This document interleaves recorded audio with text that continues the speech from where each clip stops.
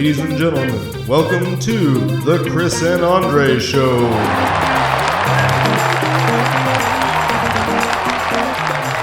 welcome to the Chris and Andre Show. We're glad you joined us today. I'm Andre. And I'm Chris. Gosh. Just so everybody's clear, there's no music playing when we start this show. All of that is put in afterwards, and so I'm probably not even with the beat. I'm just Stop. We're super glad you came. You joined us today. If you hadn't had a chance, check out our YouTube channel. It's just search for the Chris and Andre Show. Please subscribe and like things. It helps us to grow our audience and hopefully get some new listeners, and you can share it. Seriously, I'm tired of doing work for minimal views. I will only do this for a certain amount of time if we don't get more views. So I'm looking at you, internet. Yeah. I'm just kidding. But we talk about everything. We actually have a bunch of guy conversations, the ones that probably most guys should have while they're standing around the grill watching people cook. So, we're cook super vegetables. Yeah. Oh, man. So my day was kind of weird. My wife called me from work. So we got back from vacation. We went to Puerto Rico. That was great. I don't recommend going anywhere on vacation out of the country or off the mainland during COVID. Everything closed at 9. We went with almost 30 of our friends. It was a bunch of families. That was kind of interesting. There were challenges, of course, but I still enjoy Puerto Rico. So who was in charge of kind of like corralling everybody or making did you have like the guide who had like one person with an umbrella or something to kind of like, all right, everybody follow us this way?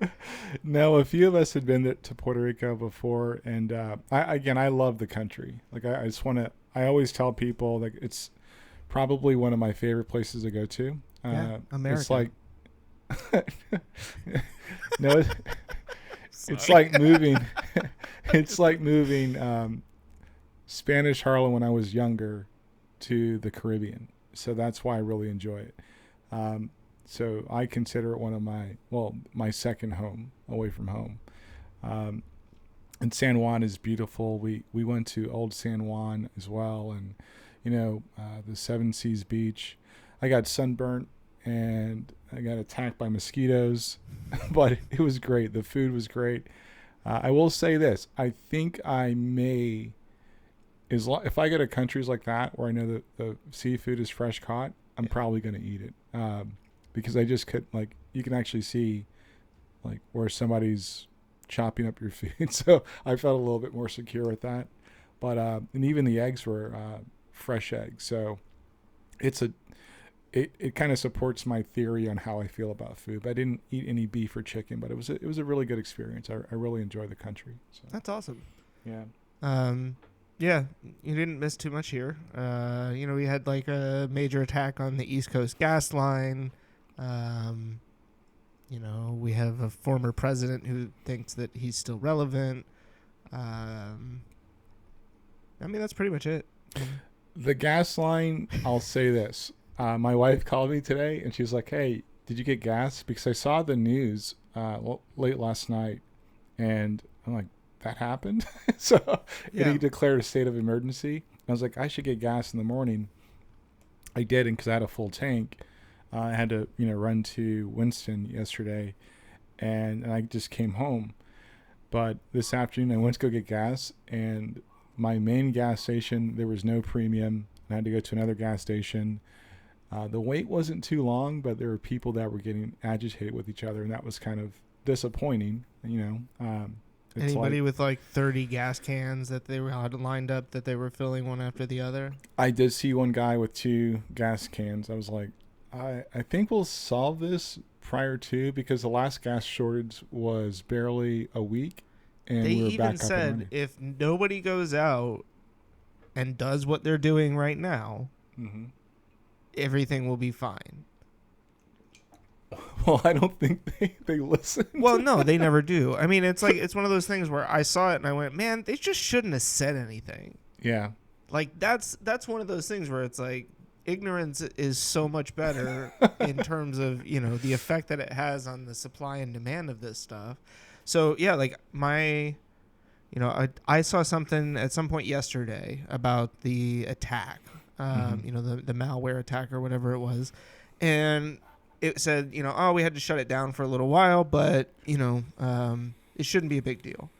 And so I was like, all right, cool. I'm not going to worry about it. Everybody else will panic and go out and, you know, wait hours in line for gas. And it'll be like last time where a week later, oh, my goodness, look, there's more gas. Oh.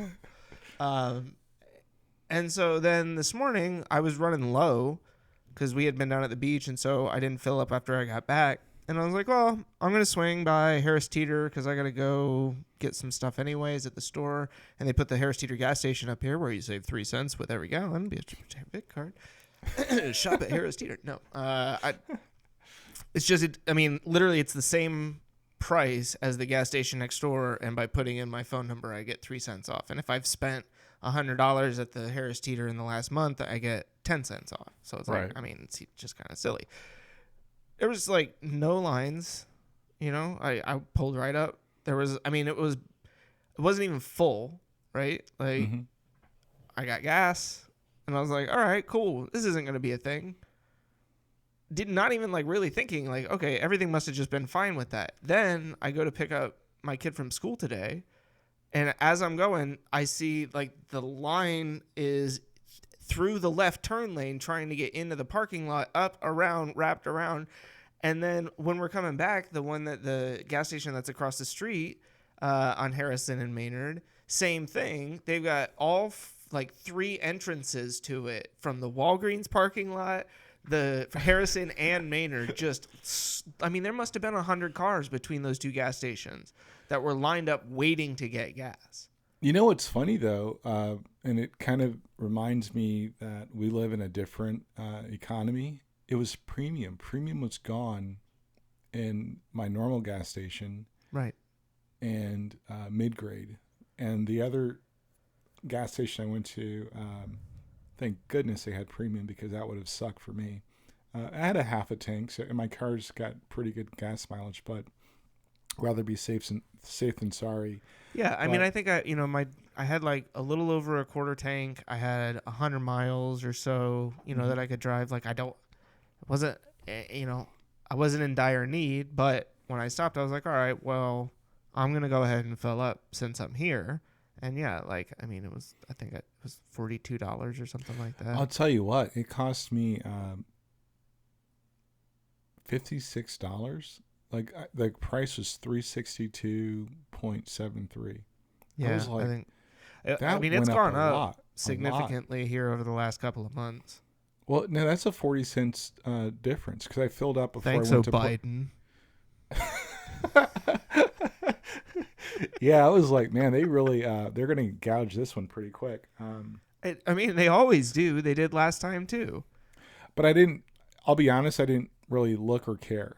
Right. You know? Well, I think last time it felt more dire. You know? Right. There seemed like there was the potential for it to be much longer. Right. And this time it seems like they're like, guys, just don't be stupid. And everybody's like, be stupid. I mean, like there was one of the local sports guys, I think Sports Channel 8, that does the WX Moose. He's like a weather guy or whatever too, a meteorologist. And he tweeted a photo of a guy with like 10 gas cans lined up next to each other that he was filling in the parking lot, you know, and he's like, basically with a comment like, you people are the reason that this is a problem. Yeah, my sister texted me earlier. She's like, these idiots at the gas station, and next it'll be toilet paper. Yeah. I get it. It tells me a lot of... Well... So I mean, explain it to me. Like, why is this a thing? You know, I mean, if capitalism is so great, then why is it that these tiny little blips cause these massive, you know, price spikes and, you know, shortage on supply? And So I look at it this way. When you think about strategic locations to attack, like the East Coast is one of them. And then there's pockets in the East Coast where those attacks make the most difference. The RTP is if you want to start messing with the technological infrastructure on the East Coast, start messing with, the RTP. Yeah. I don't know the extent of the hack, and I didn't really look too far into it, but the SolarWinds attack was pretty bold. Yeah. And it just makes me think that we have so much of our lives is connected to technology, and we haven't done a very good job of hardening those systems. They're kind of, we thought people weren't going to catch up with us in that space. And I mean, that's for not how really long the has case. the FAA operated off of like MS-DOS? Yeah, I know, right? Like, that's insanity. I mean, these are things that we can't really protect, but I'm really upset because I am upset because the only place I can get Medallia beer is in Florida. So when it comes to like figuring out like logistics and like our real data infrastructure, we've got to figure out some real serious things. Like Andre needs Medallia beer in North Carolina. So How do we make that happen? how do we make that happen? Those are the important questions that we intend to answer on this podcast. The pipeline. What we work- need to do is build a pipeline for Medallia beer to get from Florida up to North Carolina.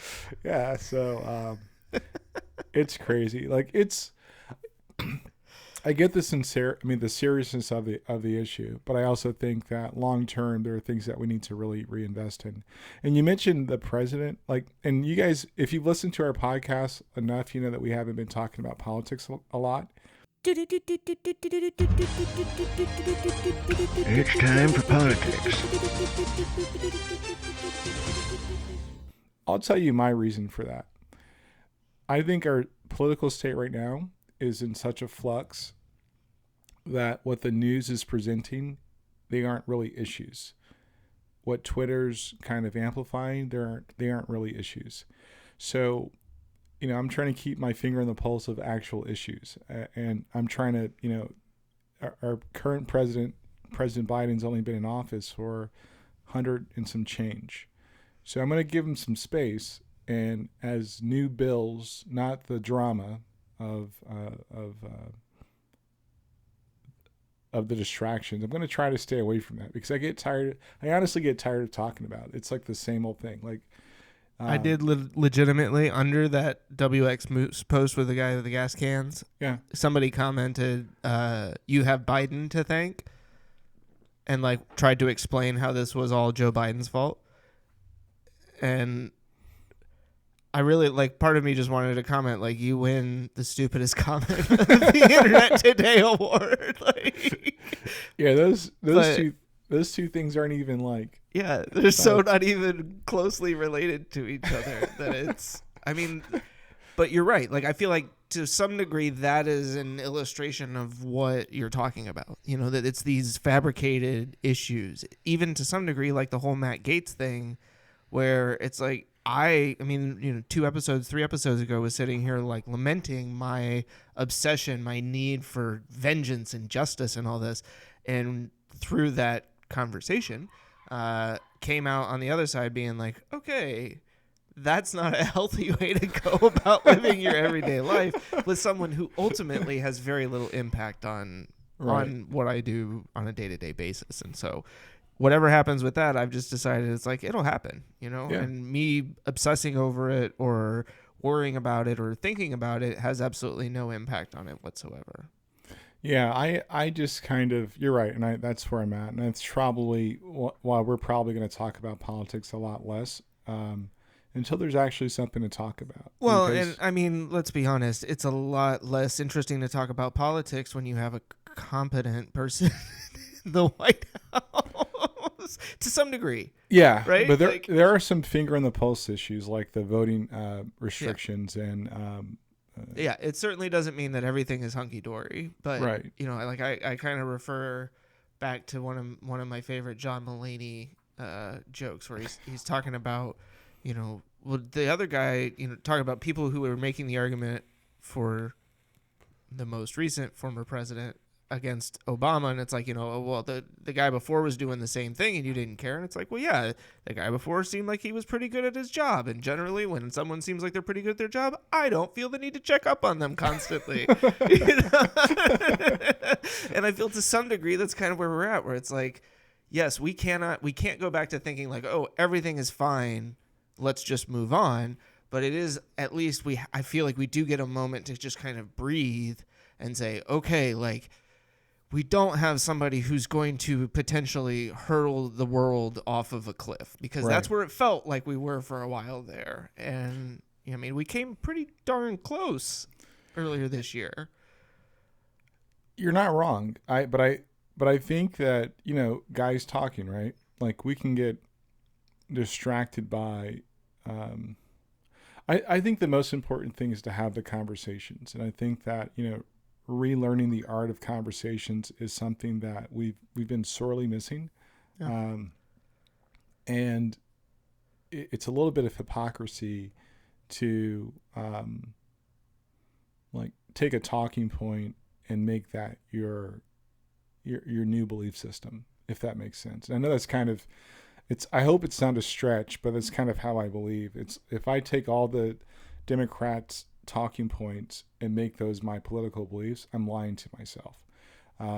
Because then I'm in the same predicament I was in when I decided I want nothing to do with the Republican Party. Yeah, I think you and I have been pretty clear that while we are voted and we're in favor of President Biden and Vice President Harris, that we're not so naive to think that everything that they do is something that we will ultimately agree with, right? Or that there isn't some amount of skepticism that you need to have whenever you're listening to a politician speak. Right. And the things I'm most concerned about, and it's more with our legal system more so than politics, are the, what's happening with Ahmaud Arbery's case. Those are things where it's like, what I do not like about our media right now is the fact that they're pretty quick to jump on the latest and greatest story, like what's happening down in Elizabeth City in our state. Yeah. And then you forget about it. And I don't think they do it because of ratings, because that's not how our justice system works.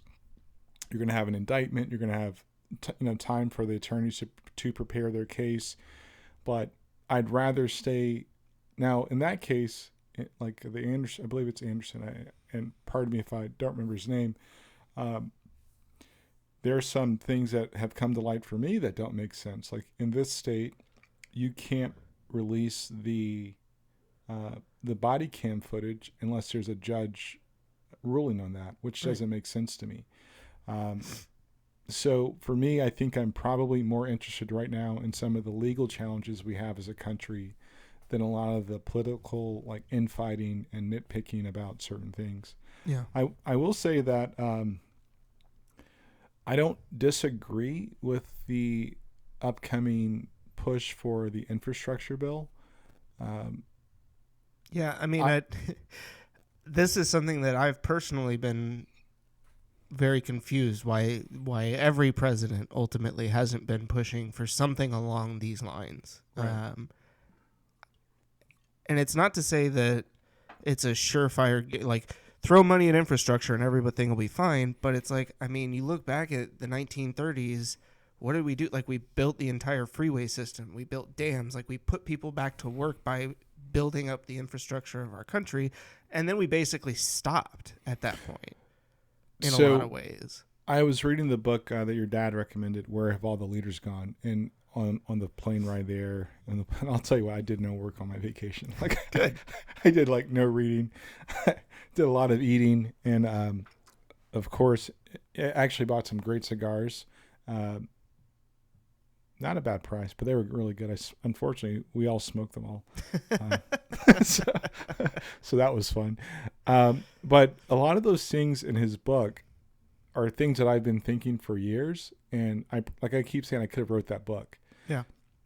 And what impresses me is that, 20 years, almost 30 years later, we're still having the same conversation. Right.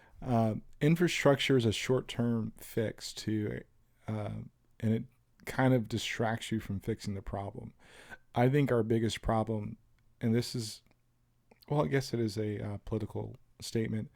Our biggest problem is that we don't look at investment. If Keziah Coca, he basically said, well, the president of the United States is more like a CEO of a company. Any good CEO wouldn't just say, I'm not going to reinvest in my company. Right. Or you're going to, hit a brick wall. That's kind of where I feel infrastructure is part of that bucket of items. Yeah. But it's not the, be all that ends all. Right. And it's certainly not like the super sexy thing, right? Right. Like in business, a lot of the times what gets people excited is, the new product or whatever it is. But if you're not investing in the infrastructure underneath everything, right? If you're not investing in the people and the processes and all of those other things that I learned from you over the years, then ultimately it's all for naught. I mean, your brand new product might get you some of the way, but it's not going to take you as far as you could go if you actually had the right pieces in place around it to support it. And that's what I think. I mean, you make a really good point that this infrastructure piece, it's not the end-all be-all solution, right? But it is a good starting point to kind of reinvigorate. I mean, I think the other thing, because it is somewhat politics related, is the continued unemployment and underemployment numbers, right? Collaboration, synergy, thinking outside the box, raising the bar, breaking down silos, shifting the paradigm, disrupting the market, business. Everywhere you go here, you see now hiring all positions for pretty much every single business, right? And yet the complaint is we don't have enough workers. There aren't enough people to work because, it's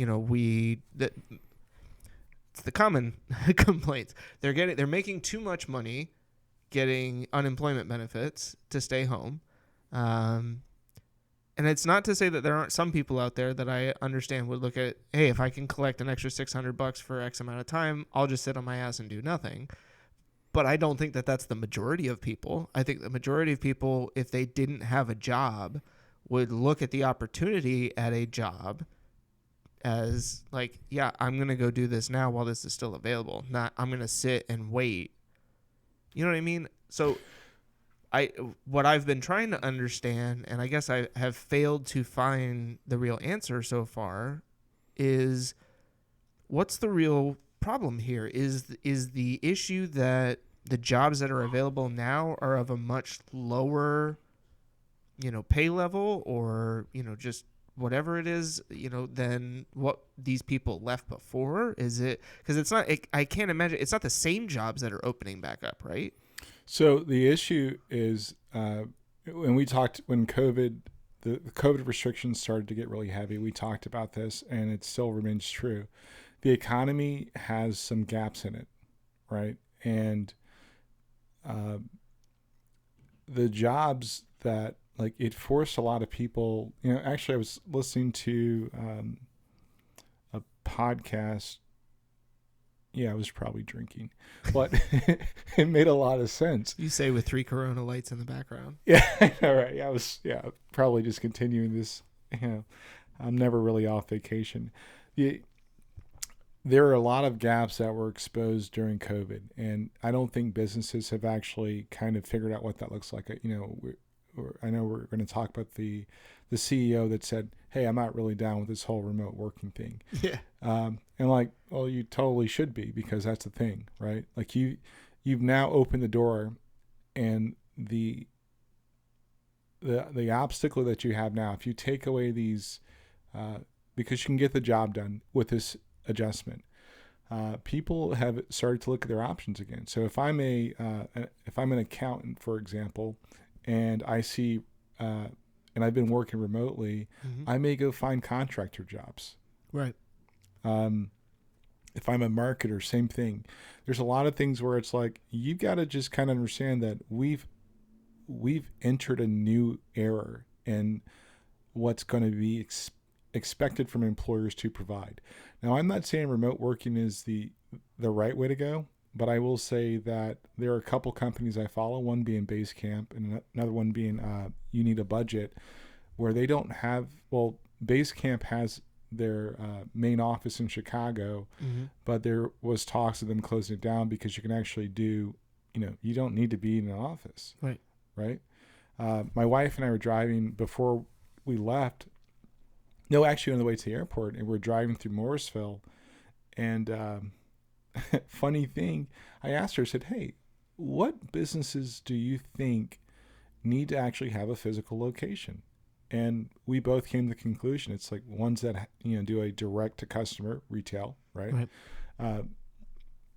Companies that need to store inventory, like a service company, like a plumber or electrician. Not a lot need to have a physical location. Right. Like, that's just the reality. And I know that the argument is, well, there's no collaboration. There's no collaboration in offices. Who are you fooling thinking that collaboration happens in offices? Yeah. I don't know.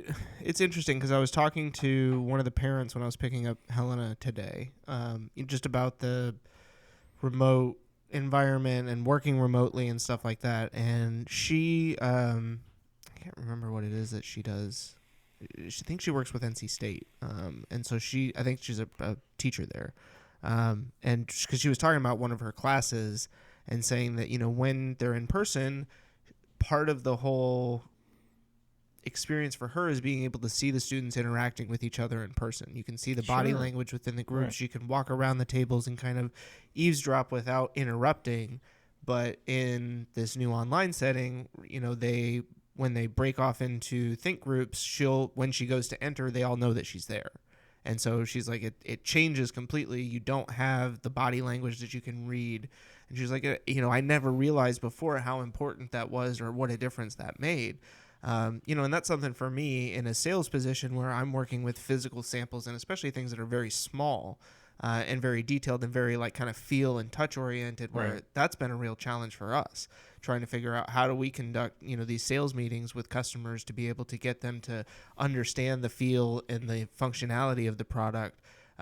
Using second cameras and stuff like that so that we can highlight and focus on pieces has been helpful, but it's not something that everybody can do. And so I think you're right. Work from home is not, and remote stuff is not the solution for everything, but there are a lot of jobs that had been looked at as needing to be in an office for the reasons that you've outlined that ultimately it's just not true. Right. And I think it's going to be a challenge, and I get the unemployment and underemployment. I'm a strong believer that one thing that 2020 has shown us is that the landscape of new businesses is going to change. It's going to have to change because a lot of the ancillary services that we need aren't really useful, and a lot of those things went under. But part of the new economy is going to be service related. Because that actually addresses, business 101, supply and demand. Right.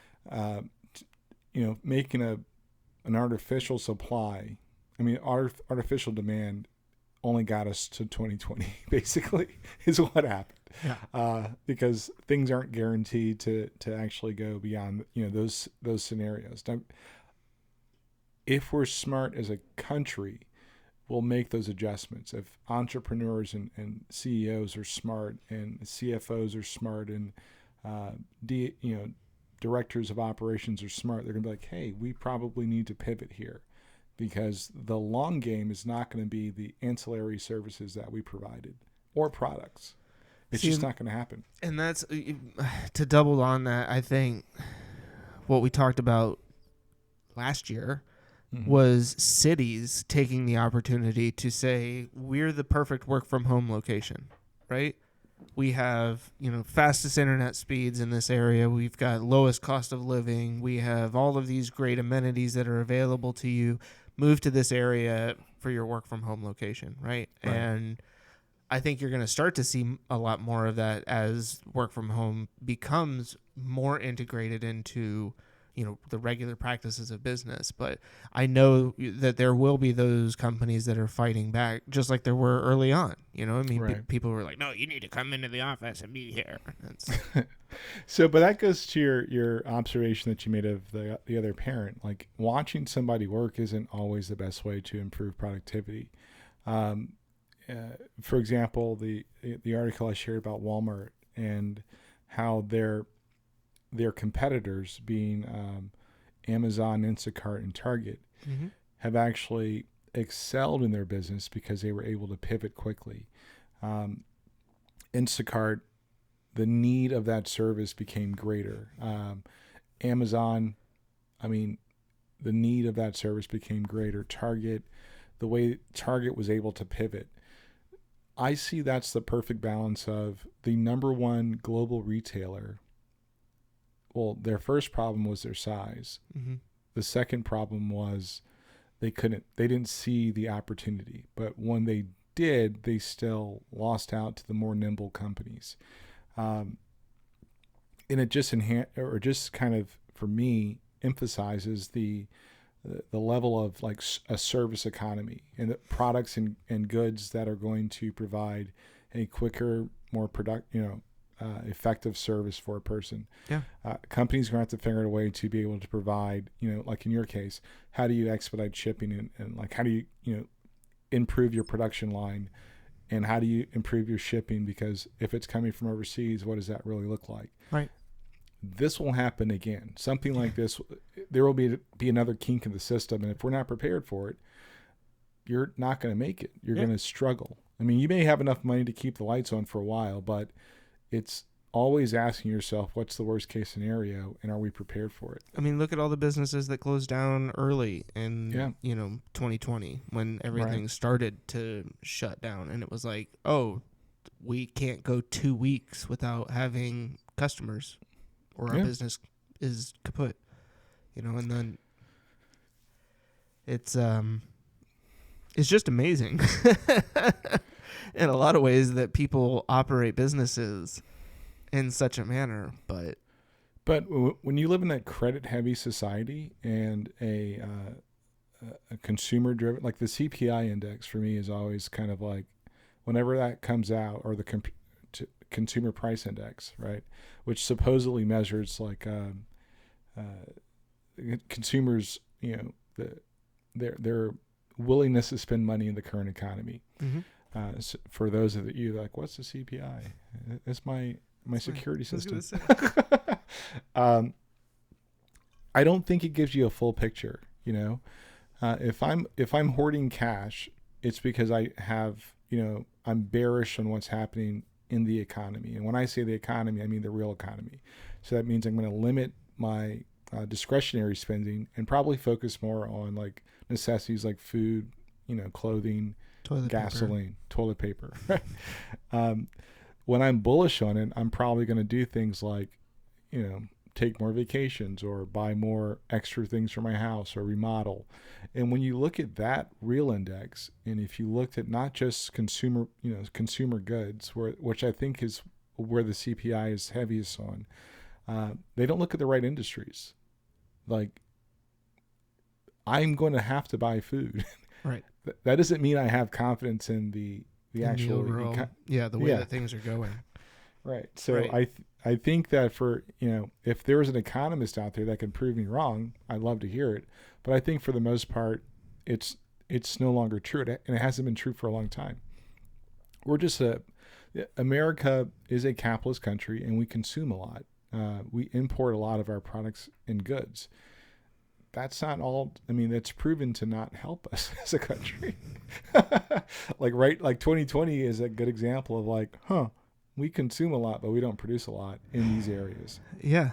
And exactly. It's like, look where that has left us, And then there's a thing where the bubbles that we've created, like Zillow, like, I have nothing against Zillow, even though I was a realtor. I have nothing against Zillow. I do have a lot against some local realtors that buy your house at tax value. I won't say their names because we've already said it on this. Oh crap. trying to avoid any defamation. But where the nimble companies are able to provide services. So I think, all right, so my overarching theme is services, nimble and effective services are going to be the way out. Yeah.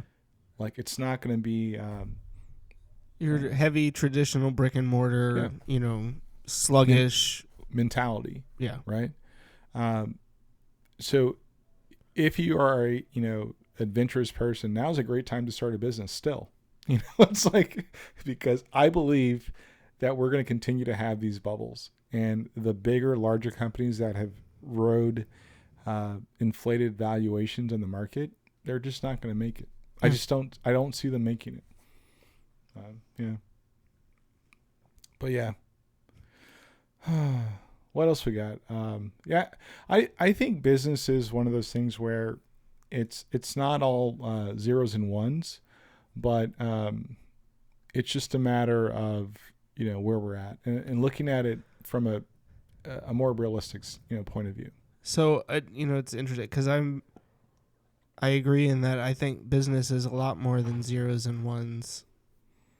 In a lot of ways, business is one of the most and you'll probably roll your eyes or laugh at this word, but it's like one of the most intimate things that you can do.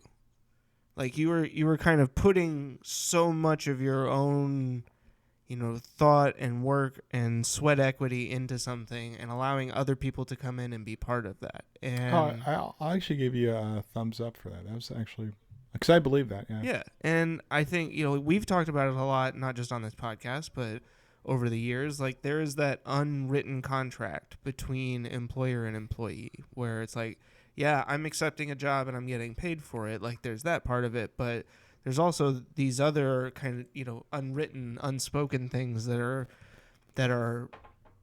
expected. And I think that a lot of the big businesses, they get to a point where they lose sight of that, like there's that human element to business. Like you, and maybe part of it is that a lot of businesses have started to try to get away from the human element, right? Like it's like, how do we automate as much of this as we can?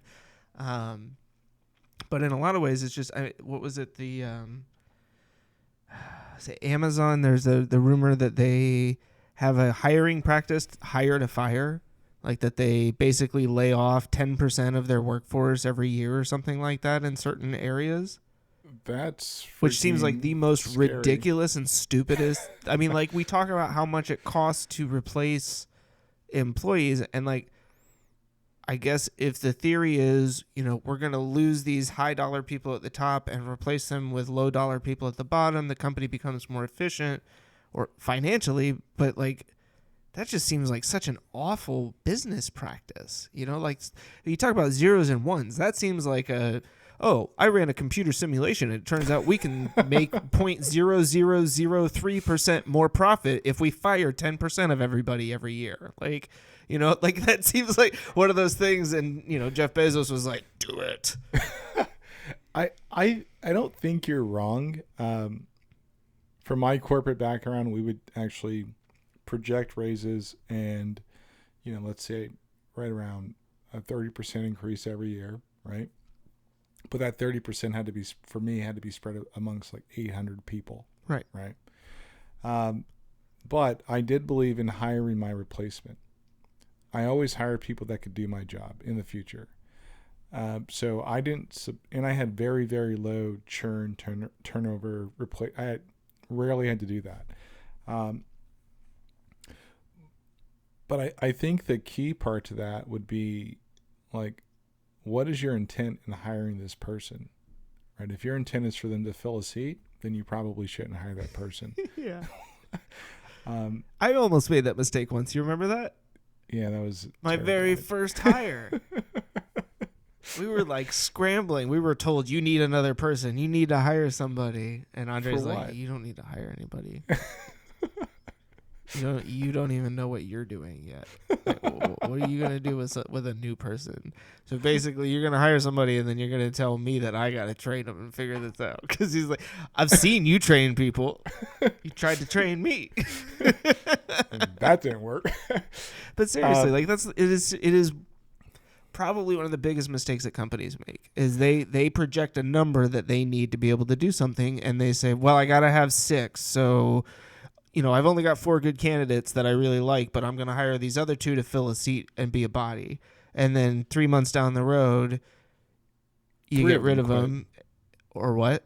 Or 3 of them quit. Or 3 of them quit. Or 3 weeks down the road. I mean, at E Area, we saw all sorts of short tenure. What happened to Sam? Oh, he left. When? Day 2. Yeah.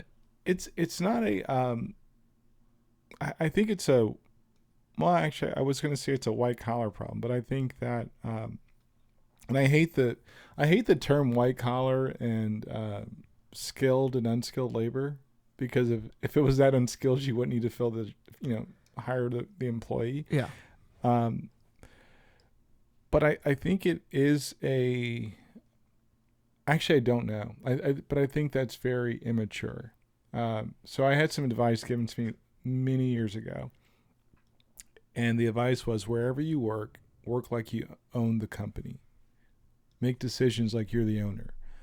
And it'll change your whole perspective. And that's what I've always tried to do. It helped me to accelerate my career because I acted like I owned the business. And when you start thinking about, if it's going to cost me total, right? On average, in some situation I've been in, it would cost me about $6,000 to hire somebody. $6,000, you say? Yes. To recruit them, to get them standard issue stuff in the company, to train them. Just And going through, like the recruitment process, you think about the time you spend reviewing their resume, talking to them on the phone, bringing them in for interviews, the amount of time that they spend interviewing with other people, running background checks, like all of the stuff that you have to do, in order to just decide whether or not this is somebody you want to hire. Like, you haven't even made that decision yet. You're just like vetting them for the job. Yeah. I mean, it's a, it's interesting that people don't think about.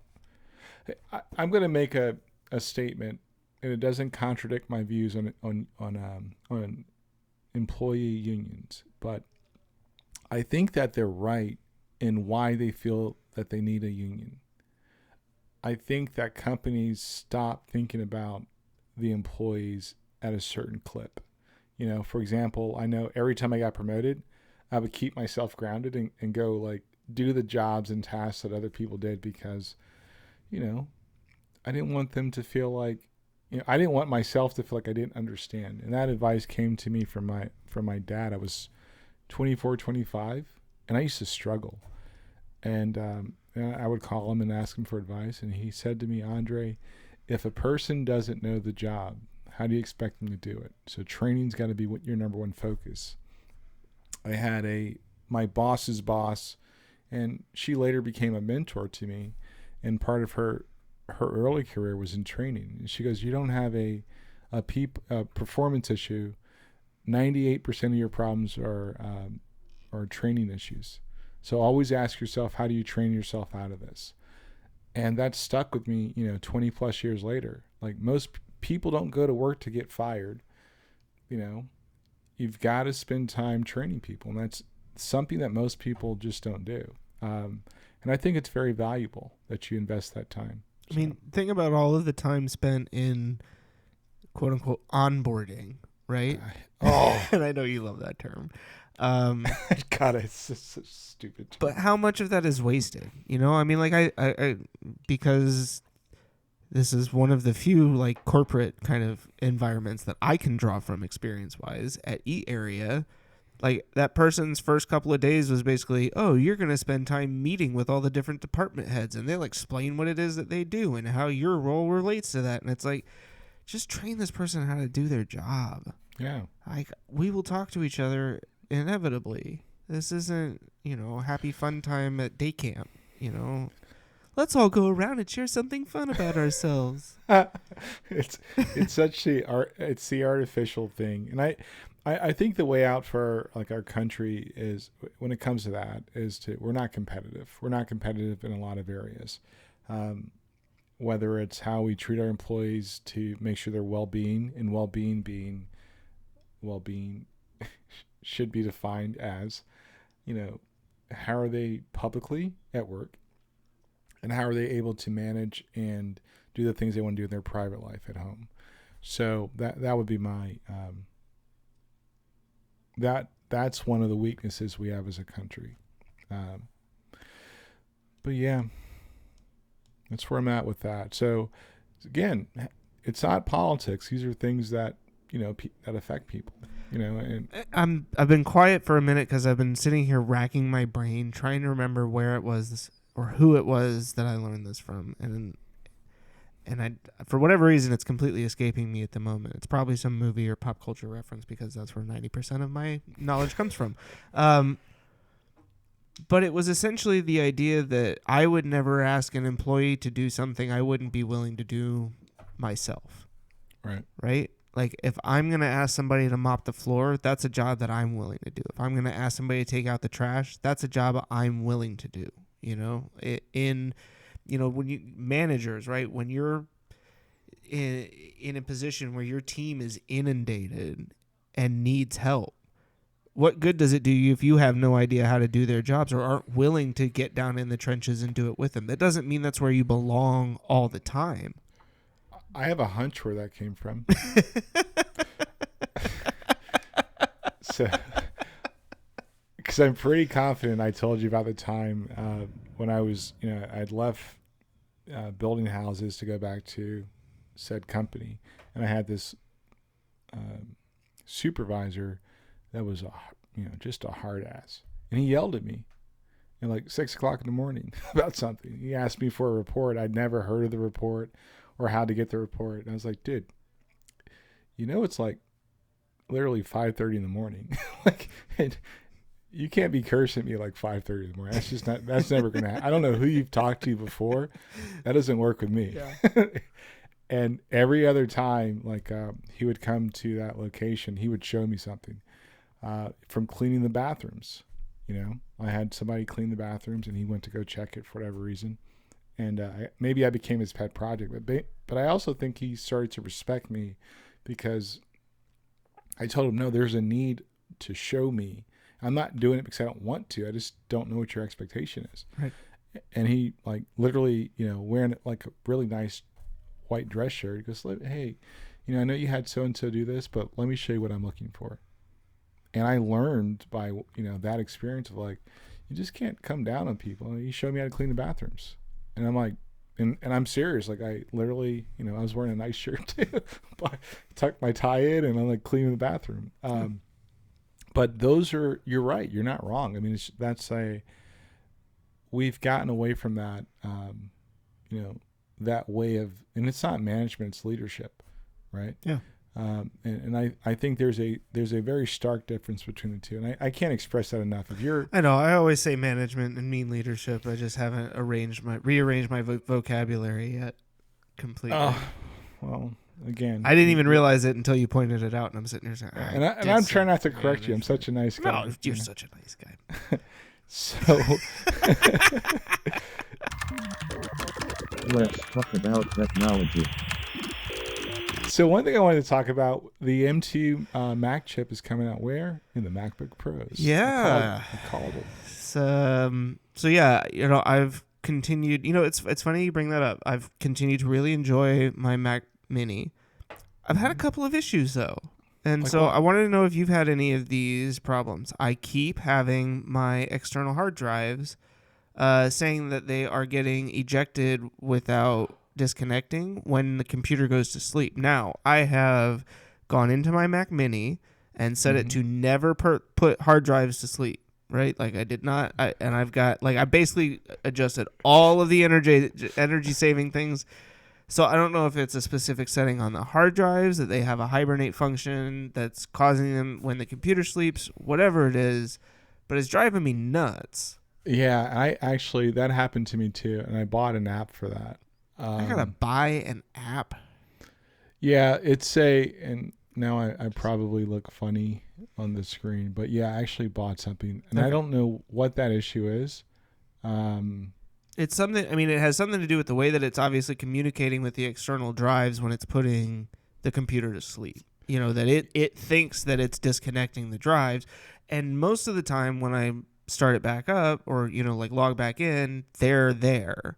But Right. the one like I'm going to become a MS, a Microsoft formatted disk all on my own drive is still giving me like, and so I keep like, I'm like, all I want to do is get the crap off of here, but it's so slow, it takes forever. And then like I walked away the other day and I came back and they had disconnected and it didn't reconnect, and so I was like, well, great, now I have like no idea how much information actually moved over.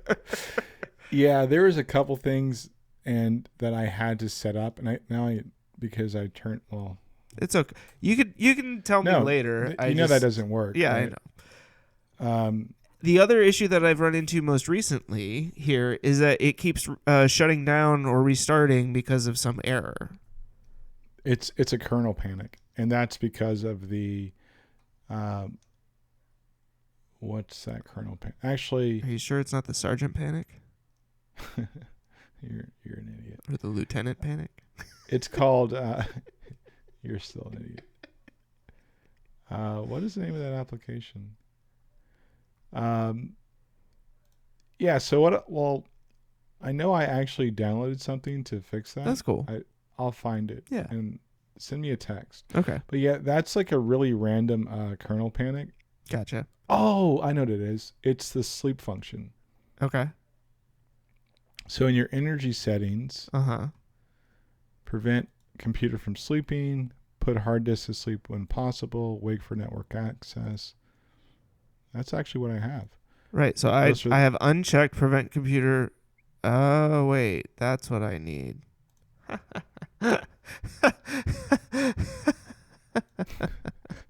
So what do you have? Apparently, at one point, I unchecked prevent computer from sleeping automatically when the display is off. Oh, there you go. Yeah. Well, ladies and gentlemen, we just solved my problem.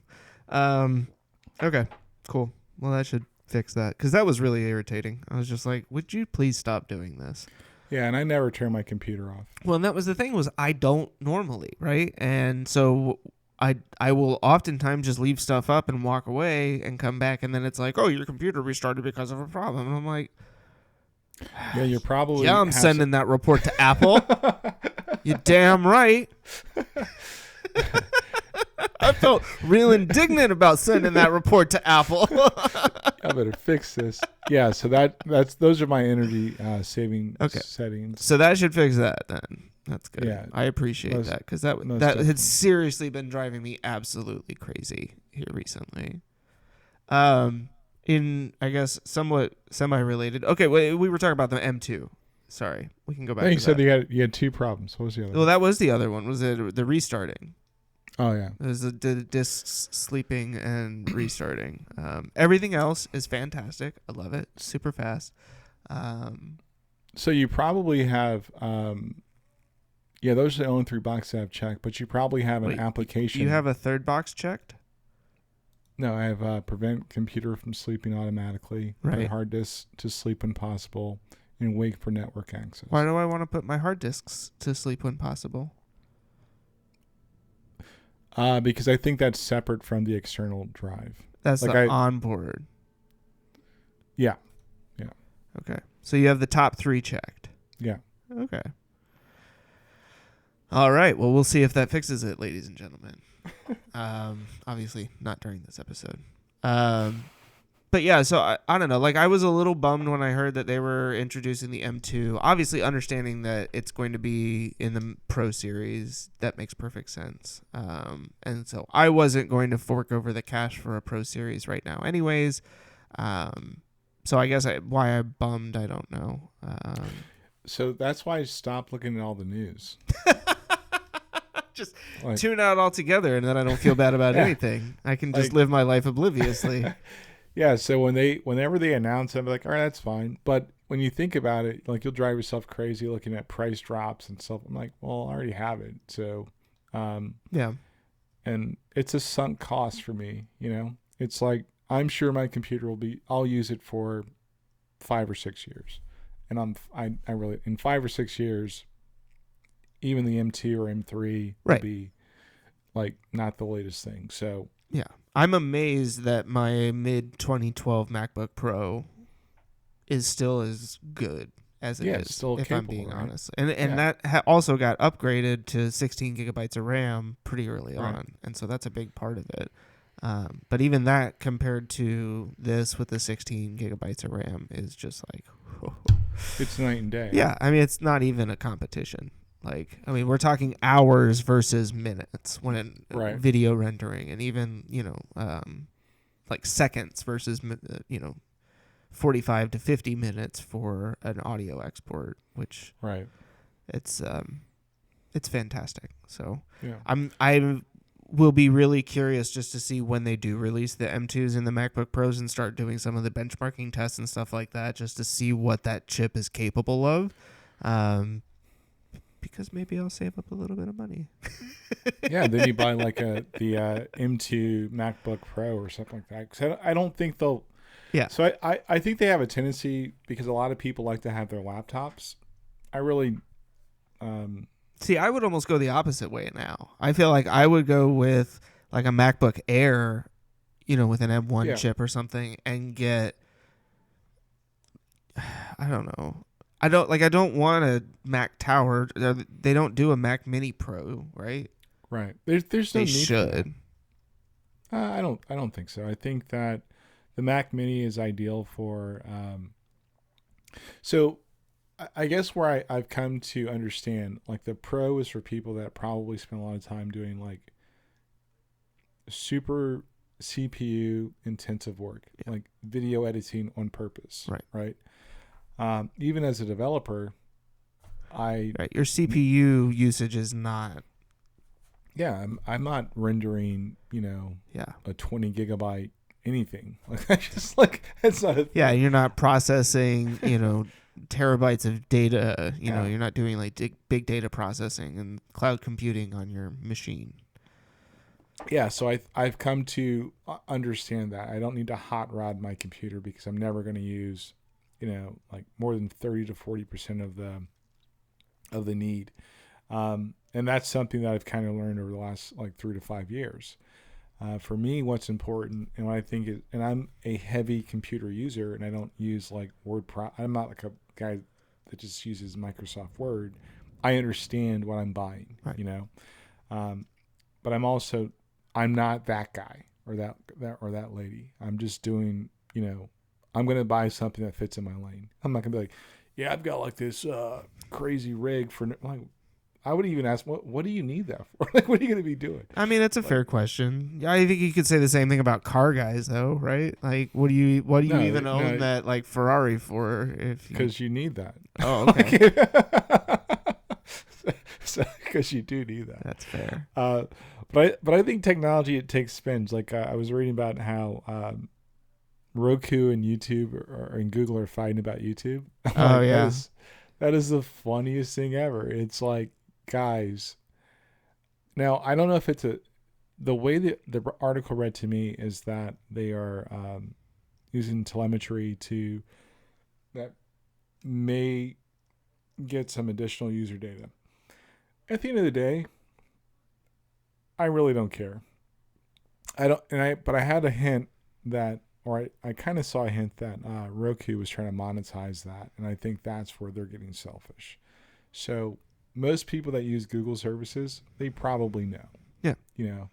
But I don't think that's something that Roku should try to monetize. So basically, because I didn't get a chance to read the article, I saw the headline. But the deal is that Roku is trying to charge Google to get certain bits of data from their devices where they're streaming YouTube TV and stuff. It's a little bit of both, Yeah. and Google's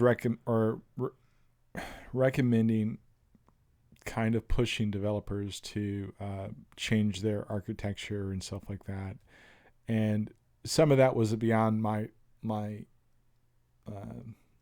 how much I cared about the scope of that argument. Sure. I'm like, okay, so I think Roku's probably mad because they can't monetize it. And I'm not picking sides on either one. Right. But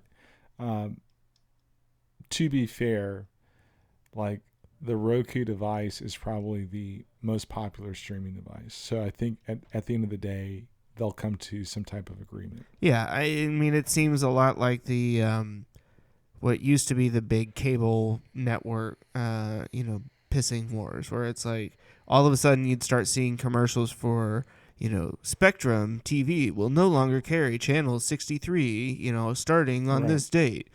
Log on to xstupidwebsite.com and Voice tell your them concern. how angry that makes you. And it's like, okay, like, so you guys want an extra fraction of a penny and they don't want to pay half of that extra fraction of the penny. Like, I don't care. Why are you making me get involved in this? Just let me watch my cartoons.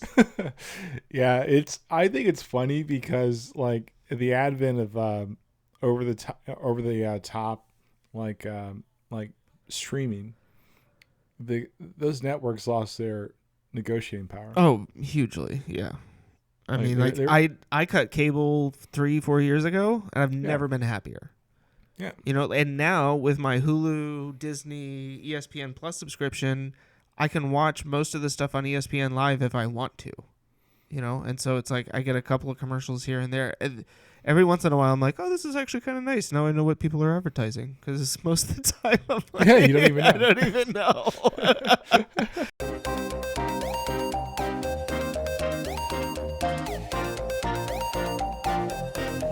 Pop culture. It was like I didn't even see the Venom 2 trailer until recently. Like I was like half a day Are late you on excited that. about that? Oh, I'm very excited about that. Did you not like the first one? Actually, I did not. See, I really liked the first one. I waited forever to see it. I'm telling you, this is my new strategy with all pop culture stuff. It all sucks going into it, and then you're just not disappointed. Like, expectations and excitement ultimately just lead to disappointment. That's all it really is. But do it with a different genre, right? Like, what was that movie that Ryan Reynolds did on Netflix? Was the Underground 6? Yeah, That was yeah. terrible. But it was a good flick. No, you know? no, those are literally diametric opinions that we just stated there. I said it was terrible, and you said it was a good flick. Those are not the same. I said that's terrible. He said, yeah, but it was a good flick, and I'm like, no, it can't be both. Okay. All right. Like my expectations were so low, but I was kind of like, that was entertaining. See, and that's where I was like, it's Ryan Reynolds. I love me some Ryan Reynolds. I want to watch this movie. I'm really excited about this. So like Venom 2 is probably going to suck because I'm all excited about it. I don't know. I thought that there was just enough kind of like silly comedy stuff underlying. Yeah, that's what I don't like. But that's I don't want comedy in my comics. I'm going to watch the movie, but the thing for me is I don't want comedy in You're- my comics. What I comics just- are you reading? I'm not reading Archie, fool. You have Spider-Man behind you. Yeah, Like, he's one he of makes- the quippiest. Yeah, I'm gonna say he makes quips, and you move on, right? Iron but I don't Man. want. I mean, Tony Stark. Like, He's sarcastic. He makes quips. He moves on. it's comedy. I can't even believe that we're having this discussion right now. I don't want comedy in my comics. What do you want? You just want it to be all serious all the time? I don't want Thor Ragnarok ever again. That was an amazing movie. That is one of was an my awful- favorite Marvel films that they have done. They made that film for people like you. Yes. That's racist. Yes, they did. And I'm fine with that. They didn't make that for They didn't make that movie for me. No, they didn't And I- make it for like the hardcore comic nerds. And look, I will say that when I first watched Thor Ragnarok, I came away from it and my immediate reaction was that movie was really funny for a movie where an entire planet blew up. died. Right? Like, Everybody. like there was an awful lot of comedy. Maybe the tone wasn't quite right. And then I've just watched it every time since and laughed and enjoyed it and found I don't know. The Thor character himself was so terrible in the first movie because he took himself so seriously. And ever since then I feel like, and maybe I see where you're like, they crossed a line, they went too far with it. But no, like this is I don't know. This is what I'm here for movie wise anymore. Like entertainment. You better Entertainment entertain the shit out of me. I get it. And I need to be able to laugh a little bit. That's where I'm not going to argue that point. I think entertainment value, and that's why when I watch these movies, I have to change my expectation. My expectation is this is just entertainment. It's going to be a stretch to see if they actually stick to the storyline and stick to the comic, right? Because they're not trying to really like because that's not the point. The point isn't to pay homage to the comic, right? For a lot of for some directors, right, or people that are working on the film, that is a big part of it. Right. And I'm sure those are probably the films where you have a little bit more appreciation for them. Yeah, and I don't hate them because I want to see those characters live action. And I'm like, okay, fine. So I actually watched Jupiter's Legacy on Netflix. The reviews can go screw themselves. I can't tell if that was a thumbs up or a thumbs down from you on Okay, Jupiter. So the critics can go like I don't care about critics, sure, right? Like I watched it and I really enjoyed it. Okay. Now, granted, the one criticism I had was the time jumping, and they're trying to do literally 3 storylines in one. Mm-hmm. It seemed like. Well, yeah. In my view, it was how do they get there, present day, and the family drama, right? And what that meant. That was a little bit of a stretch for me because I could probably manage 2. Like I couldn't manage like all 3. Yeah. And I had to remember like, no, this is important because once you get to like episodes 6 through 8, then all the streams started to make sense to me. I'm like, oh, that makes sense. Right. I wasn't really getting it like up until episode 6. See, and like I'm okay with shows like that where it takes you a little while for it to click and things, and and then you're like you start piecing things together and you're like, oh, okay. Like I hate it when shows try to do that and they do it badly. Right. Like when it is poorly done, it is so atrocious. But when it's really well done, then it can be really enjoyable. Right. And I so for me, I talked about this before. The superhero genre for me is it's giving hope to a hopeless kid, right? And I like those stories because we all want to see ourselves as a hero in our own story. Just so long as it doesn't make you laugh. Because now I'm going to say it. Life's not funny, fools. I mean, seriously, you're like the grumpy old man over here. Like, I don't want to laugh at my comic movies. Like, it's a comic book. Comic.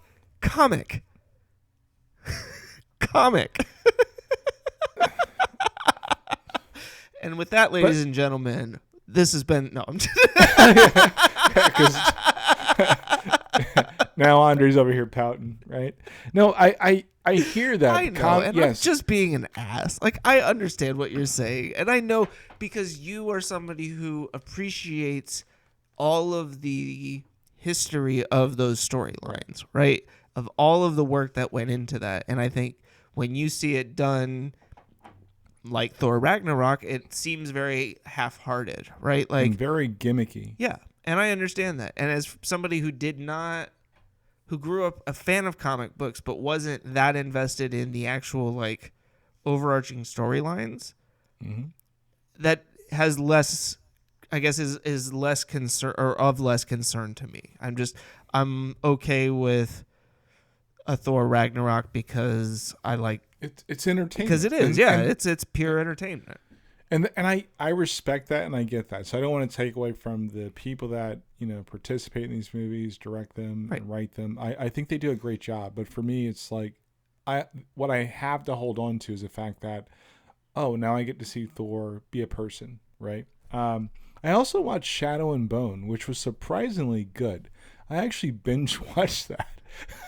I thought you were on vacation. Like this is before I went on vacation because the trailer looked dope. See, you know? and it's I funny was because like- I just got an email from Netflix today that had both of those shows in there, and recommended them to me, and so I was like, oh, okay, well, I guess I sent the Jupiter one to Christy, and so we were gonna start watching that at some point. But yeah, I saw the Shadow and Bone was in there too. I didn't get a chance to look at that, but it made me want to read the books.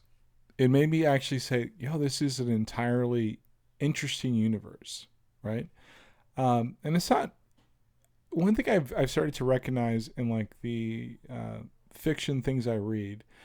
It's not about the escapism. So, for example, Game of Thrones would be a book where you're just escaping, like just for whatever reason. Like you've decided I'm committed to this journey and I'm gone. Yep. And what a commitment it is. Yeah. And oh, how you've been rewarded for that commitment. I think Shadow and Bone is probably more my speed, and I know it's a young adult novel, but You're a if young that adult. yeah, sure I am. like yesteryear, right? If she can write that well and put together all those pieces, that's brilliant writing, and able to weave in a lot of things. Like the curiosity that was piqued for me just by watching that show was, I couldn't stop watching it. Like I almost had to just turn my TV off in my office. I'm like, I got work to do because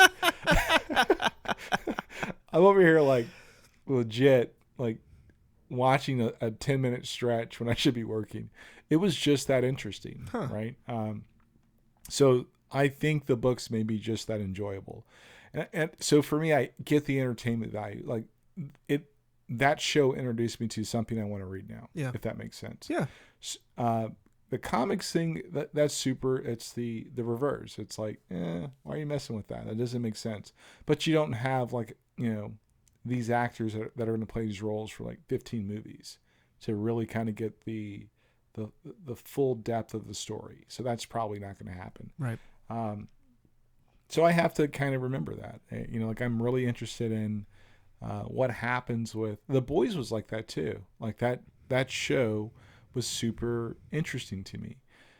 Although it was kind of dark and like I'm not. That show was I really liked that show and the approach that it was taking to the whole superhero genre, and kind of like what happens when superheroes go unchecked. Which is not, it's not unique to The Boys. That's been done in Marvel and DC as well, obviously. But it was really interesting. But yeah, it just, I don't know, man. It was one of those shows where I really wanted to watch it, and I couldn't. I could not get past, I hit a wall where it was like the buildup of all of the dark shit that happened was just too much. And I was like, all right, I got to take a break. And then the new season came out, and I was like, I kind of want to catch up. But I just couldn't never bring myself to do it. So, and I think that's the difference between like our own life experiences, if I'm being honest, right? This is not an insult, but I think that the lens you see life through often predicts and determines what you find as a show you're going to watch. Sure. Right. What's engaging entertainment in that way, Yeah. Or like for me, it's more or less exploratory, right? How good is good? Like The Boys for me was answering that question. Like how good is good? Where's the line at? Where do people's motivations really like? Where do they decide that they're motivated by some like higher moral, or they're just as base as everybody else? Because that's how I see life, like I'm often surprised by like the people I didn't think I'd be very close with. You'd be an example, where it's like, he's genuinely a good guy. It's an attraction level, like psychologically, because we all have our perceptions about everything, and I'm often reminded in my life and my friends that, I was wrong, right? And The Boys was that for me, Whereas like now I can't get this bad. I'm like, yo, that really got super bad. Like it went super dark really quick. So, but I'm interested by the human psychology of like, where do people draw those fine lines, Yeah. because that's unfortunately that's our world. And, it's like I saw a trailer for a Stephen King movie that's coming out this summer.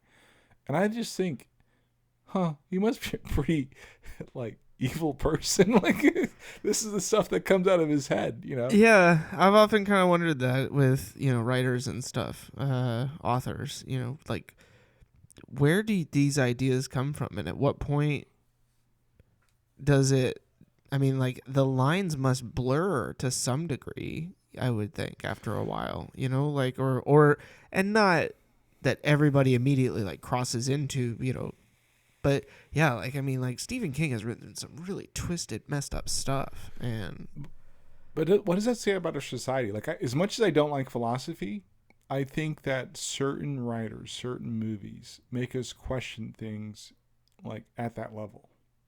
And I think that screenwriters and not, people that write novels, they probably have more insight than philosophers, because they're questions that we have and we decide what the next steps are often, it goes back to my, how I, make the difference between Marvel and DC.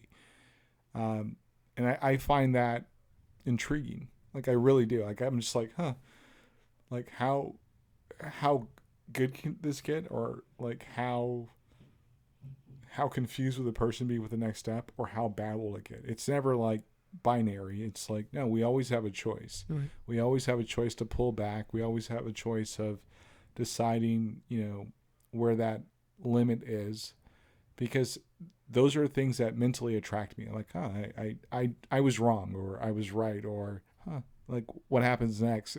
And I get pissed off when I have to like make up my own story because they end it. I'm like, you guys suck. You never watched Lost, did you?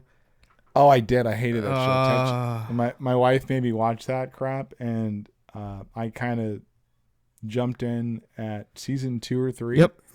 Yeah, you did the exact same thing that I did. I think I came in at like season 3 or 4. I had watched everything because, like my roommates at the time, 1 or 2 of them had become completely and utterly obsessed with it. And they had all the DVDs. And so it was like, okay, I was, at first it was like, I'm not going to watch because everybody's watching it, right? Like I used to be one of those people, one of the hipster kids. Mm-hmm. And then I was like, okay, fine. Like I've seen enough that it looks kind of interesting. I'll tune in. Let me see what this is about. Then I get hooked, and I'm like, oh my god, the first 2 seasons are so amazing. And then I get to season 3, and I'm like, why did you make me watch this show?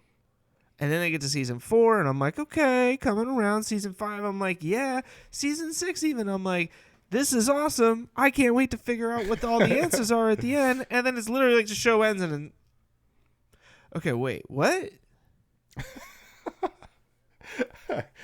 Lost made me, the only thing it made me do is appreciate Netflix, because I'm so glad I did not waste my time with that show when it was live. I would be like, and I thought Lost was some WPS stuff for real. Like, yeah. I was like, I'm not even trying to watch that because everybody's talking about it and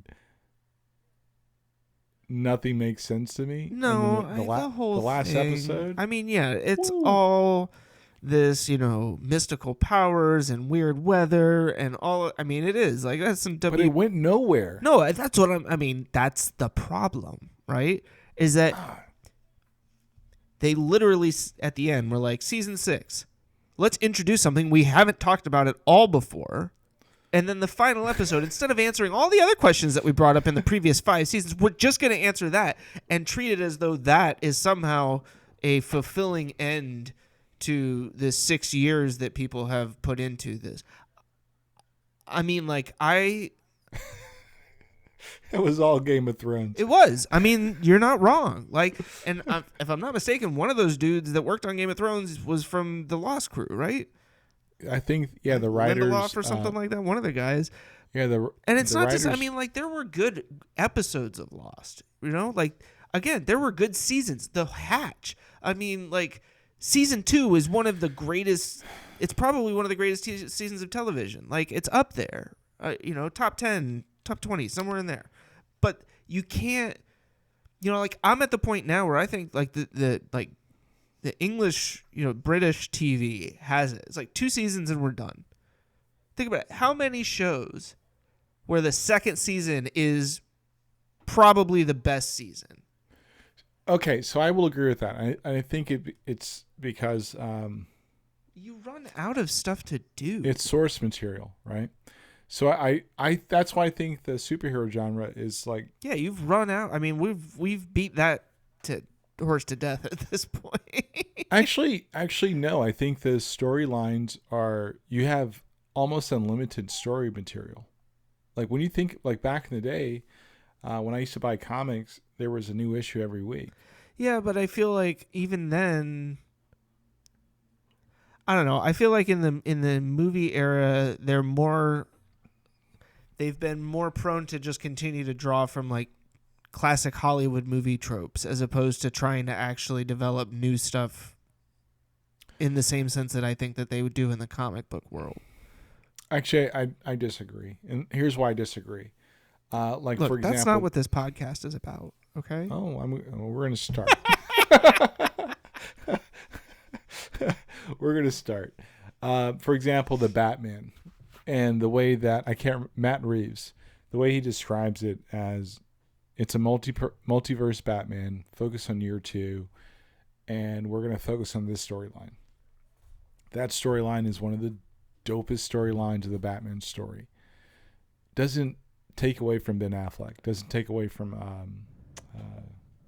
what's his name? Christian Bale. Doesn't take away from those storylines at all. And that's why I think that there's a richness in that genre. That's why it's lasted so long. We're talking like a strong 20 years. Yeah, and I see what you're saying, that you can basically reboot and do all these other storylines, and you do have a lot of well, it's not a reboot, but in the film sense it is, because in a lot of times you're just kind of like, okay, well now we're going to jump over here and tell this part of the story. And then we're going to this series is going to tell this part of the story, and or whatever series of comics that happen to be released in that time period. Which I am a fan. Like, I love the way that comics do that. That there are these eras of comics, and that in a lot of cases it's basically, hey, you're being handed the keys to this character and everything that's come before it to do whatever you want with. But it's a lot of responsibility, and I think like in some ways there's been like this almost like a sacredness to it, like, oh, well, this is something really important. But at the same time, artists have not been afraid, it seems, to kind of put their own spin on it. I think.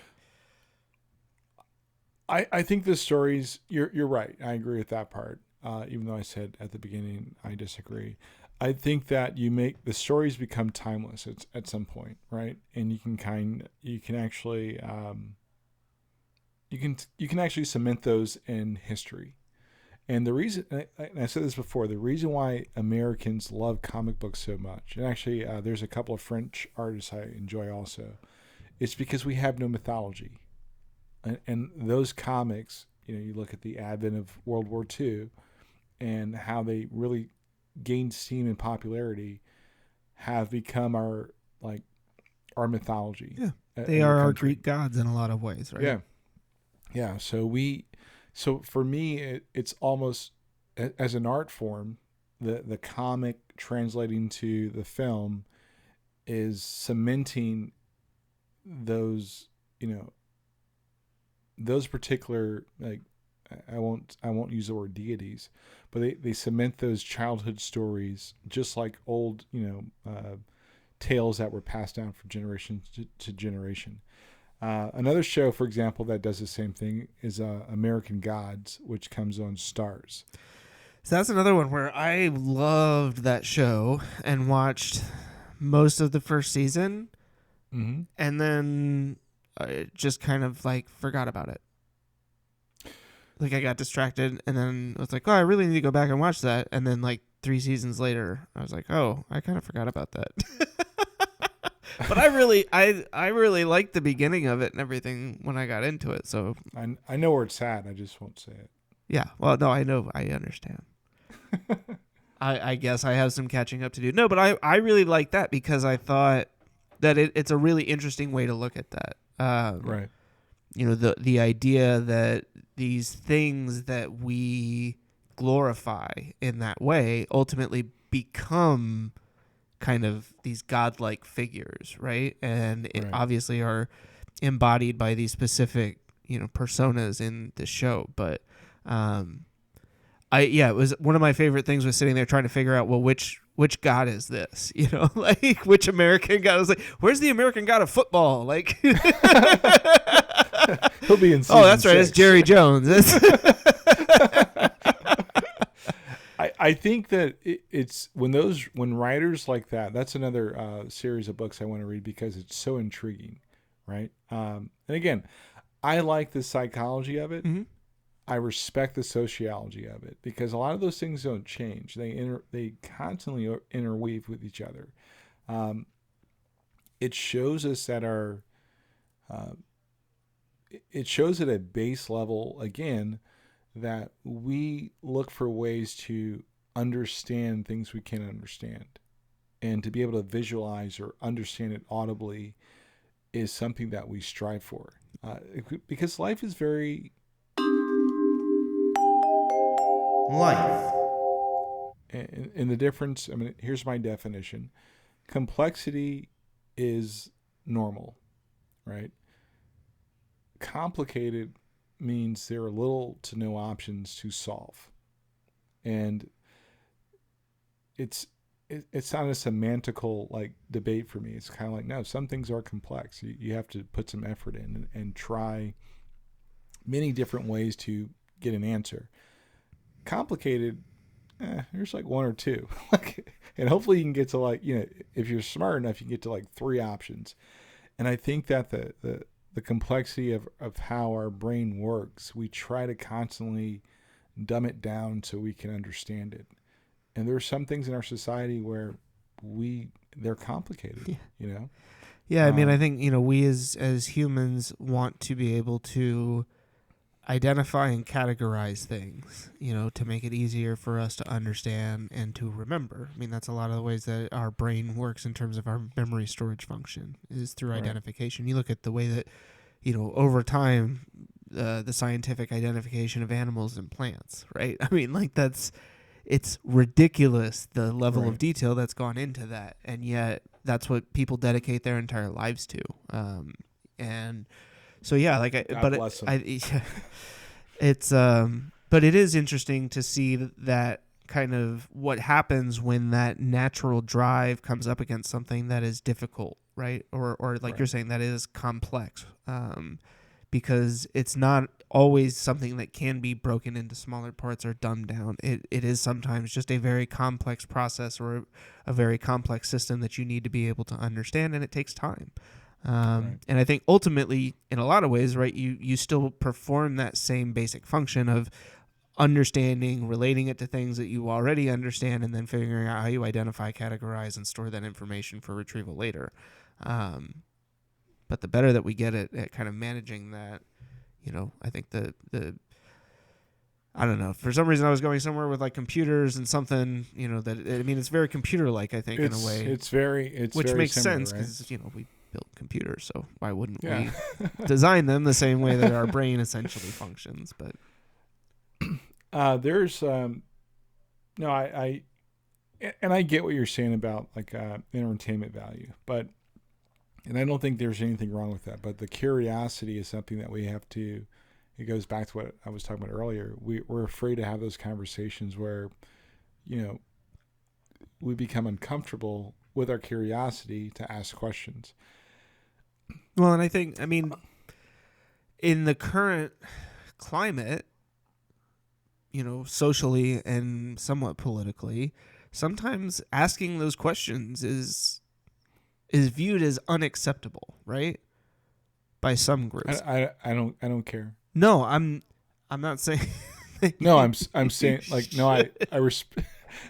But I'm just saying, like, I agree. I think that some people I think that unfortunately it influences some people not to ask the questions because they're afraid that by asking the question, they are proving that they don't know the answer already and will therefore be ridiculed for it. But I'm with you in that I don't think that there's anything wrong with asking the question respectfully, right? Like, Yeah,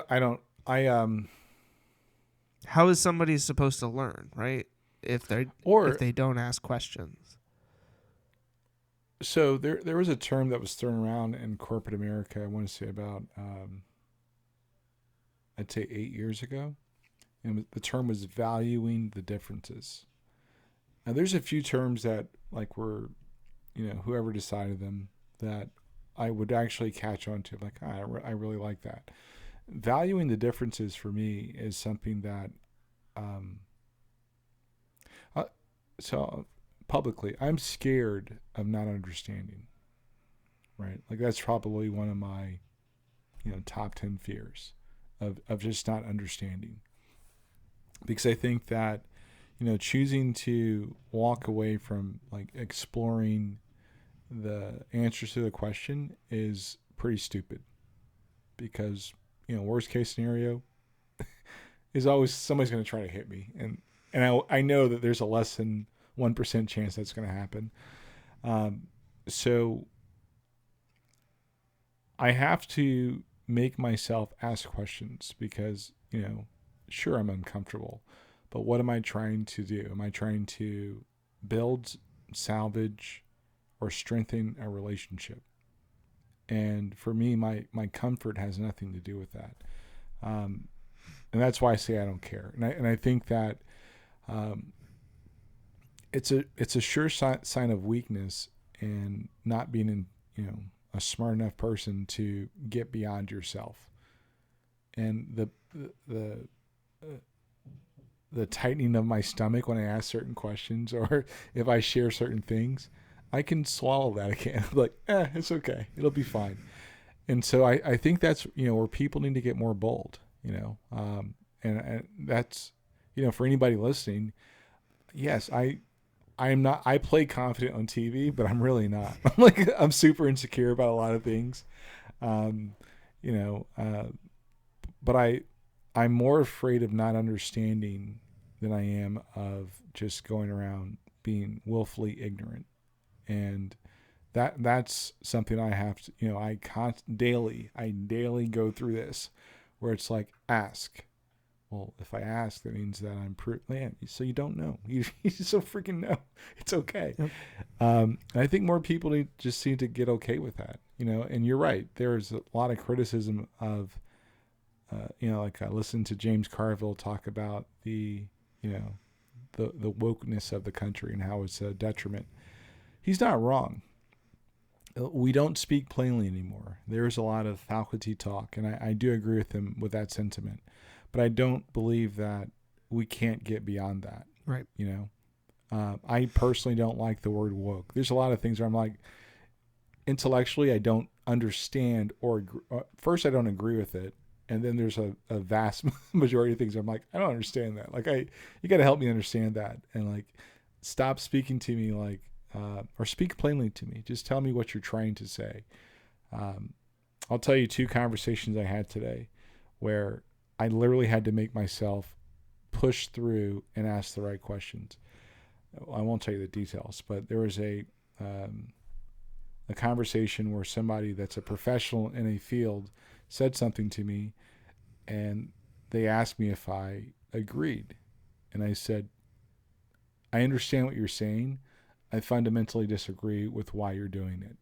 And it forced them to reevaluate what they said to me. Right. And if I didn't do that, I would have, let that thought linger of like, that didn't make sense. I just don't understand that.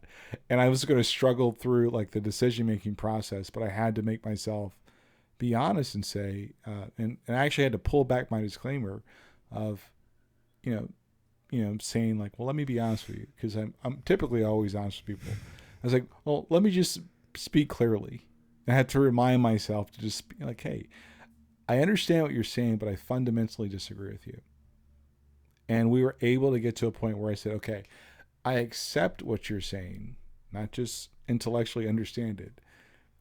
I may not like it, but I think that's the right step. And we've had those types of discussions. Yeah. And then the second conversation, somebody told me something where, like, I never had a follow-up when they said it, but it lingered in my mind. And as we're talking, I'm like, hey, I had a mental sticky note. Hey, when you said this, what did you mean? They're like, what are you talking about? I'm like, well, you said this, we're here, and you said this, but I wasn't really sure what you meant. And if I didn't do that, it would have been a problem for me mentally and emotionally. So when I say I don't care about, like, sure, I just don't care. It's just like, hey, you got to get to a point where you can, like, just be, we're all not as brave as we play on TV, but there's a point to where we can make those things happen. I'm not as brave as I play on TV. That's a problem because I don't think I play very brave on TV. So if I'm even less brave in real life, no, it's I don't know. I don't want to. I mean, I don't want to, like, muddle up what you said because I think it was said very well. But those were things that I struggled with when you and I first met. Like having those difficult conversations and recognizing that you can be honest with somebody in a way that isn't, trying to hurt, like, do them harm. Like if you're coming, especially in business and in leadership, when you're trying to teach somebody something, like, not being honest with them is a detriment to both you and their success. Which was one of the key things that you taught me early on, because it was like I was sitting there watching people fail, and you were like, why are you doing that? And I'm like, well, what if, like, I don't want to hurt them. Like, so you'd rather watch them fail than risk hurting their feelings because you taught them how to do it right. And it is like you have to be able to set those clear expectations with people and follow up. And if they don't get it, it's training, right? Like that was so key to everything that we did in our time at E-Area, like being able to get people up to speed quickly enough that they were able to contribute and take ownership of certain pieces of things made everybody else's life that much easier. And if we hadn't focused on that, we would have been just sitting there chasing our tails, hiring people that were going to leave 3 months later for some other position. Yeah. And I think that, the word leadership for me. You see, I noticed, you notice I used it that time. I didn't mess it up. Yeah. I'm proud of you. You can take the stone from my hand, grasshopper. Yeah. No, it's not just your public life, but it's also your private life. One of the books that kind of actually even helped me to make that delineation was The 7 Habits of Highly Effective People. And, understanding what you're trying to do is very important, but actually trying to get better all the time, it makes it makes you a better person. And I admit, and I tell people all the time, I'm super insecure. You know how many people think I'm like this very confident person? And I'm like, no, I'm not. I'm like, I'm so insecure. And part of it is just because of the way that you present yourself. And I think the fact that you do, your whole, like, I'm just going to be honest. I'm just going to tell people what I'm thinking. I'm going to approach it from a standpoint of, like, I'm not trying to be an asshole. This is what I think. This is how my brain works. Help me understand, right, what you're saying, because it doesn't make sense to me. And most people are terrified of that. And so to see somebody else do it, they think, wow, that guy must have all the confidence in the world that he's willing to publicly state that he doesn't know the answer to something and he's asking somebody else, like, to help them explain it, or, doesn't understand what somebody is saying. I don't know. I mean, I think there is, I don't know what it comes from, but there's part of me that sometimes is like, yeah, just agree with what the person's saying so we can just move on, even if I didn't hear what it is that the person said, It's one of those, like, huh? Yeah, sure. That makes sense. Let's go. My daughter taught me a very important lesson about myself while on vacation. She says to me, Dad, you know what you do like when she says there's sometimes you don't say what you're meaning, and you always step back and say, what I was trying to say was this, right? Mm-hmm. And I was like, huh. And I did it again. I literally, like she just said that. I said, my issue is, hun, is that I don't like to be misunderstood. And when I say something because I'm trying to be, amicable to everybody and what have you, I often don't express myself. And my wife actually said, "You're a very slow speaker." I said, "It's because I'm thinking about what I'm saying." No, it's because you're not speaking in Spanish. Yeah. Yeah. And I really think about what I'm saying to people because I think that words are super important. That's another thing, though, is I think like you're perfectly comfortable with that moment of silence and taking the time to think before you respond, whereas most people, for whatever reason, have been kind of conditioned to feel the need to respond immediately. To fill the void with some sound because otherwise it feels awkward, and it's something that I had to kind of get used to, honestly. And that even I've started to adopt more where it's like, no, the silence is fine. Yeah, it's not going to hurt you. Yeah, exactly. What's going to hurt is if I call you stupid. That's going to be bad. That's going to be terrible. Because I have like two speeds, like, that worked or it didn't work. Yeah. Like, don't say that to me ever again.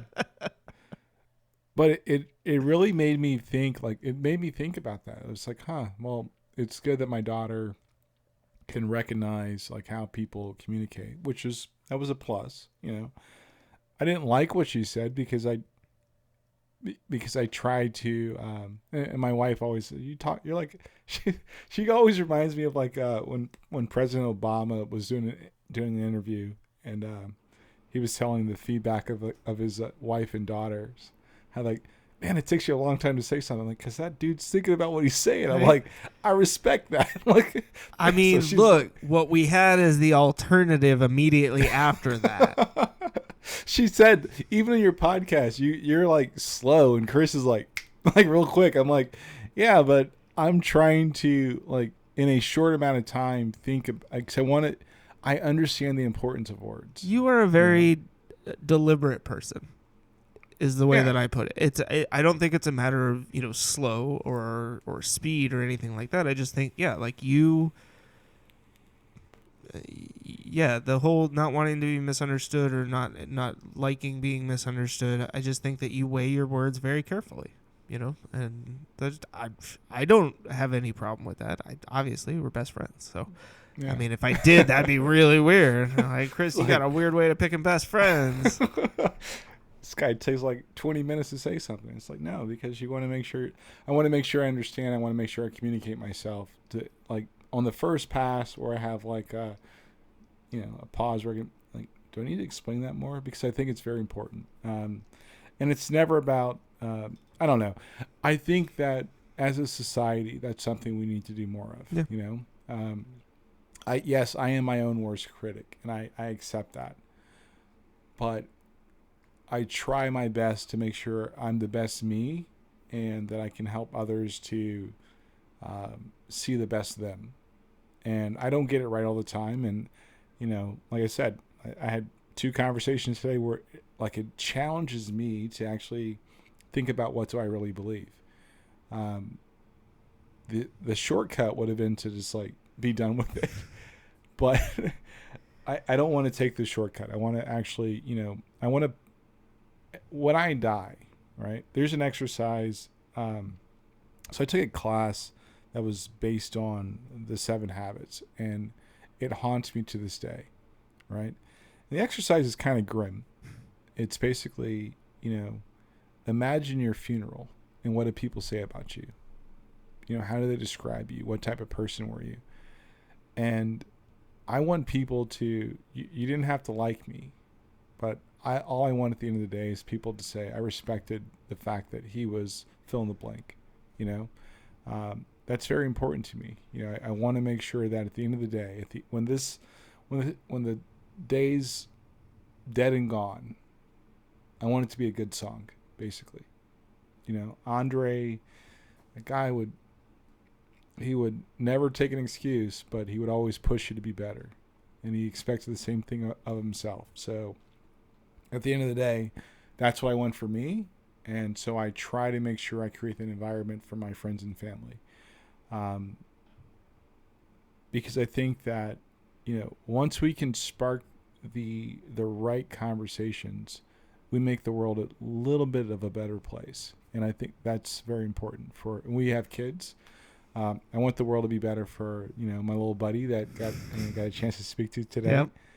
I want it to be better for my kids and their kids. And it only starts when a few of us decide to do the right thing. Yeah. So And I think, you know, ultimately it all starts with a conversation, right? I mean, that's part of the reason we do this, is because it helps us, but also because we're hoping that this encourages more people to have these kinds of open and honest conversations. Ask the questions, you know, say the things that are on your mind, but make sure that people understood what it is that you mean. Yeah. And, you know, we're always super, super, super glad people listen.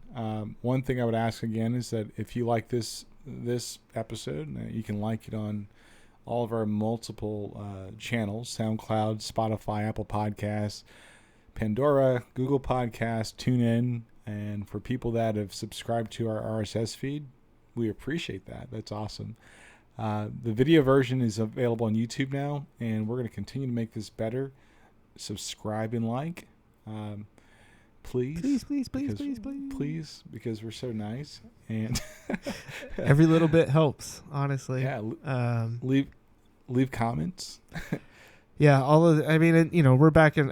I feel like I've stepped into a time warp to like 7 years ago, where I'm back having to figure out how different algorithms work to try and get, you know, more eyeballs on content. But yeah, anything that you as a fan or friend or family member who may be listening to this can do to help spread the word, and like, share, subscribe, all that stuff. You can turn off notifications if you want, but all those little things help us to get shared a little bit more and get a little bit more visibility on the different platforms.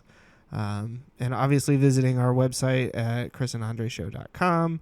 Andre's got some new blog posts that he's put up in the last couple of weeks. Some stuff on setting up geeky computer things that even I don't understand. I've still got a ton of movie reviews that I've got to put up. So maybe I'll get on that this week or something. But I don't know. Where else do we need to send the people? Yeah, you can also send us emails at comments@chrisandandreshow.com. Oh yeah, that's right. What? That's different. You can always send me an email at andre@chrisandandreshow.com, chris@chrisandandreshow.com. Hit us up on Twitter at Chris and Andre, or look us up on Facebook at the Chris and Andre Show. We always have stuff going on. We're trying to, you know, really build a great platform, get some feedback, build a community. It's going to be great once we make that happen. We have guests lined up for the future. That'll be great. If you want to be a guest on the chrisandandreshow.com, send us an email at comments@chrisandandreshow.com, and we will definitely, you know, reach out to you and see what we can do to make that happen. But it's not just about our opinion. It's about, you know, just, you know, being friends. And Chris is one of my best friends. I have a small circle, and we get, you know, if you went out to lunch with us, this is probably what we These talk are literally about. the conversations that we have at lunch. Yeah. There might be a little bit more personal stuff maybe mixed in, things that we don't always want to share publicly with the entire world. But for the most part, yeah, I mean, these are the things where Andre will call me, you know, and we're on the phone for 45 minutes to an hour talking about 3 or 4 of these different topics. And so we have to be really careful during the week not to do that, so that we actually have content to still discuss on the pod. I was just telling him earlier, I was like, I wanted to call you today to talk about these things, and I'm like, I can't, because we got a podcast. I'm going to ruin all the content. Speaking of which, one final thing for me. I'm wearing a Huey Huey P. Newton shirt. Yes, you are. Right, so Who is You can see Huey that? P. Newton for those that don't know? one of the founders of the Black Panthers. So when I was in the gasoline oasis today, a guy with it was very funny. And all right, let me back up. So I wore a lot of my, I guess some would say politically themed T-shirts in Puerto Rico, whether it be Malcolm X or, my Kaepernick shirt with other people that have stood up for social equality. Well, anyway, my wife and daughter said, I hope you don't wear anything that triggers somebody. I'm like, and why would I care, right? I doubt anything south is gonna happen. So anyway, I'm getting gas. This guy's wearing a America. I couldn't read all the things, but it's all like USA. One of those guys, and he's looking at me, and I'm like, he's not staring at me. He's looking at my shirt because the very bottom says "Power to the people," and I think it probably then his whole facial expression changed, and I'm like, yeah, this might be a problem. But he's filling gas up in his Jeep. I'm putting gas in my car, and I'm just thinking to myself, if he says something to me, what's my response? And my response would have been, if you're listening, you probably aren't. Hey, look. We're all brothers in this interesting thing we're doing. And until we can see it from each other's perspective, the look you're giving me will never change.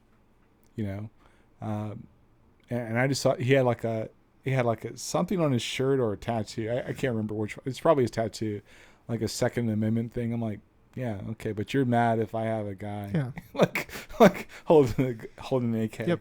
So Yeah, that's threatening, but so until we get to a point where we can actually have these conversations without, assuming the other person has got malice in their heart, we're always going to be in the same spot. Yeah.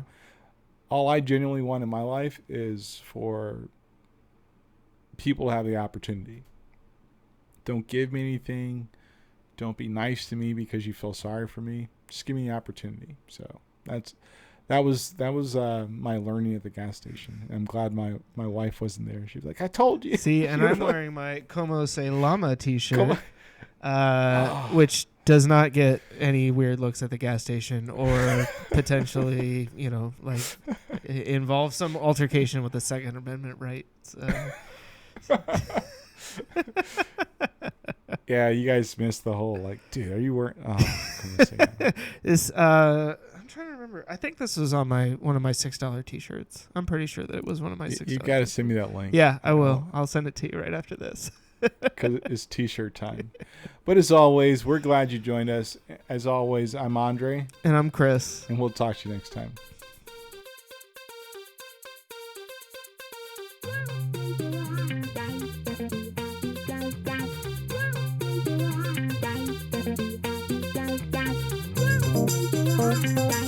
Thank you.